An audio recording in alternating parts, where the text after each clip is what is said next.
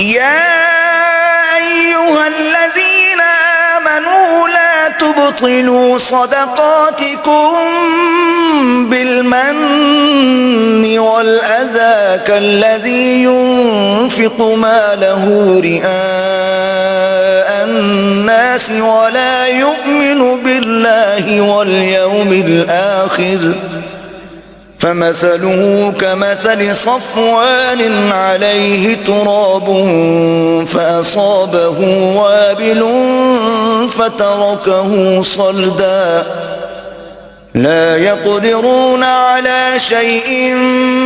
مما كسبوا والله لا يهدي القوم الكافرين۔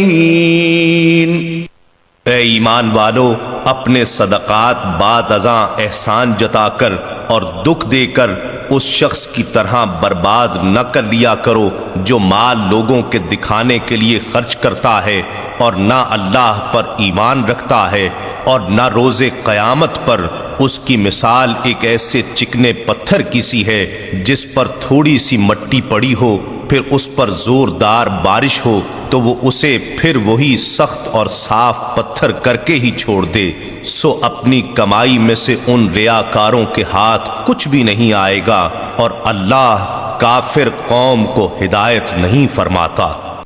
ومثل الذين ينفقون أموالهم ابتغاء مرضات الله وتثبيتا من أنفسهم كمثل جنة بربوة أصابها وابل فآتت أكلها ضعفين فإن لم يصبها وابل فطل واللہ بما تعملون بصیر۔